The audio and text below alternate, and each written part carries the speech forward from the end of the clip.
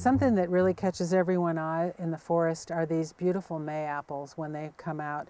These have just popped up, and I kind of use the term pop up on purpose because they have such an umbrella-like growth habit.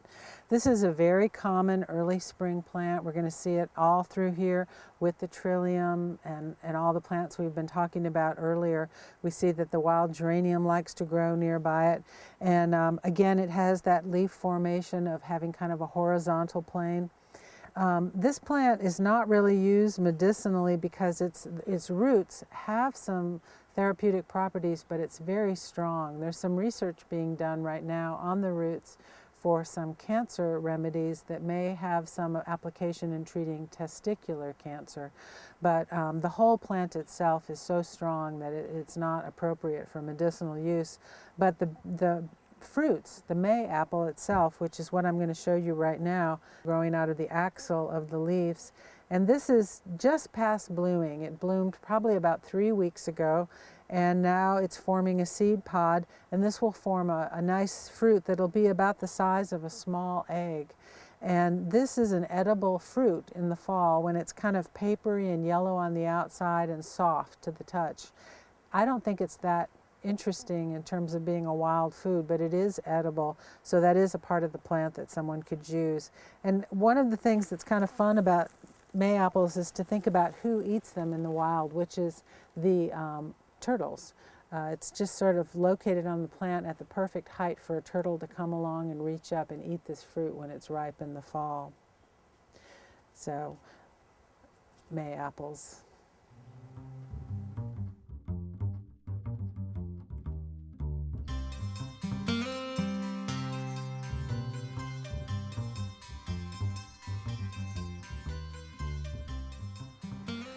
So here's a really beautiful blue cohosh, and this one has a few flowers on it.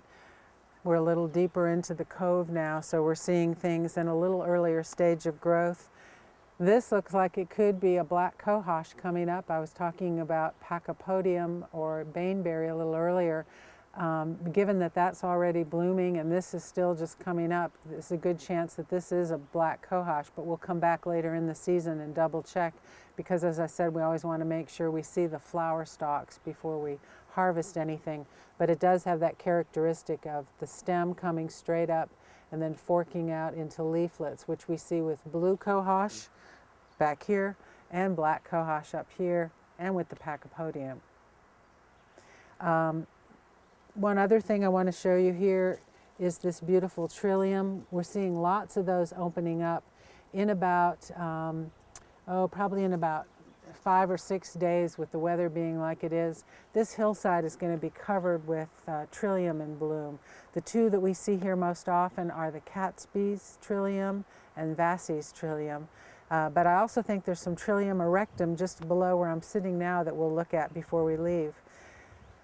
I really wanted to bring your attention, though, to this plant. This is this beautiful arching plant with its little flower buds dangling at each leaf axil along the stem is a Solomon seal, Polygonum biflorum.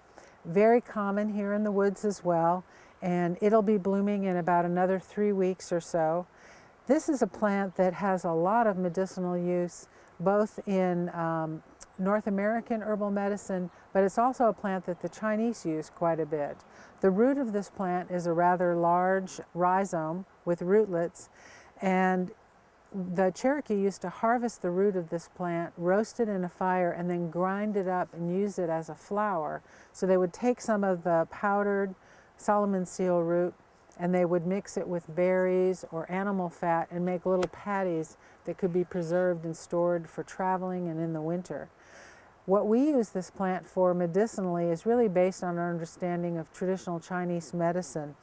This is considered a yin restorative tonic. So it's a plant that if you take the root on a regular basis, it does a couple of things. It replenishes fluids in the body, which are often a sign of deficiency in traditional Chinese medicine.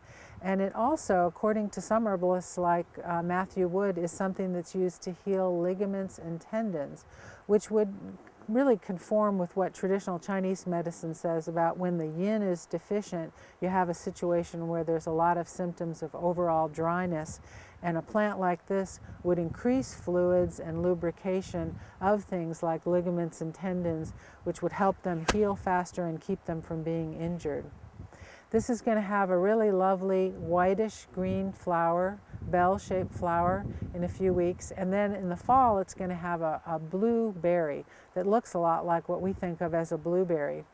When this plant first emerges in the spring, before the leaves pop out and they're all kind of clasping the stem like this, so maybe about 2 or 3 weeks ago, it looks a lot like an asparagus sprout coming out of the ground. And it is one of my favorite spring edibles. You can cut it at the ground when it's like that before the leaves pop open, if you know what plant you've identified it correctly, and you cook it like asparagus. It's really delicious.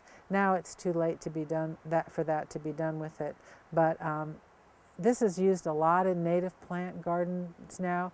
There's several species. Some of them are about 3 times the size of this one, and it's really a beautiful plant and an important medicinal.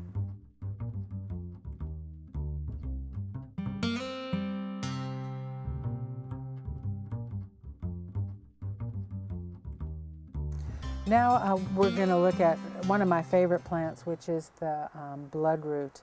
And I'm sorry that I didn't get out here early enough this year to show you the bloodroot when it's in flower, but you can still see the leaves. Bloodroot flowers are probably one of the first of the spring ephemerals to come up in the Appalachian Mountains. It's a waxy white flower, and it actually comes out of the ground before the leaf does. Sometimes the leaf forms sort of a tube, and the bud of the plant emerges through it, and then after the plant flowers, it drops open. And you can see right here on this plant, here's the seed pod from the flower that was probably here about a month ago. So now all we're seeing is this really lobed leaf, and it's a very distinctive leaf. Like many plants, it grows with just 1 leaf per stalk and 1 flower per stalk. And I always think of a jigsaw puzzle when I look at these pieces, that if you had a couple of these plant leaves together, that you could fit them together somehow, that they would click together. Bloodroot has that name because it has a very distinctive root, and here's the one that I've dug up. It's also a rhizome with rootlets growing off of it, and here I just broke off the seed pod, but there's the leaf and the seed pod together. And it gets its name, bloodroot, because of the characteristics of this root. Now, even before I cut it open, you see that it has a little bit of an orangish red color, but when you open it up, you really start to see it, and it's beginning to bleed a little bit. There's sort of a red juice that's coming out of this plant right now, which is why it has that common name. So this is Sanguinaria canadensis, bloodroot, and this liquid actually acts as sort of a stain. The Cherokee used to use this as a body paint, use it to do markings on their skin. Some people are very sensitive to this plant, and even just touching it like this can cause dermatitis. Bloodroot is one of what we would call a low-dose botanicals because it's a very powerful plant, and we use it in smaller doses than we do almost all other plants. I almost always prepare this as a tincture at a ratio of 1 part herb to 10 parts menstruum, which is something that you need to have a handle on before you start making tinctures.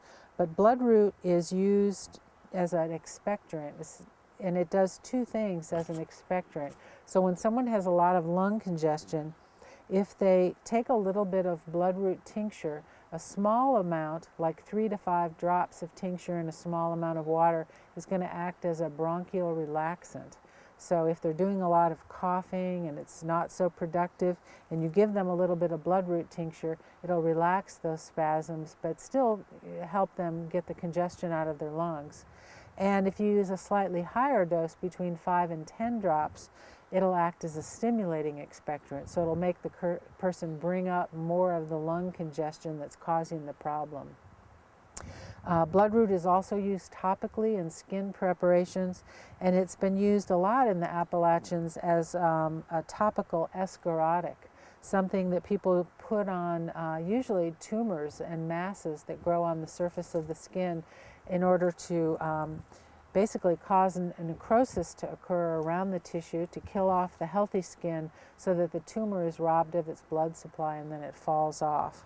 I tend to use it just as a tincture and as one part of a formula to deal with symptoms of lung congestion when someone has a cold. But this plant will be here now in the forest, these leaves, until maybe sometime in July, and then the heat becomes too strong and they die back. So this is really one of our true spring ephemerals, and you see that there's around it trillium and lots of foam flower, even a few little, I'm seeing a little violet leaf right down here with it as well. So all of these are characteristics of the early spring forest.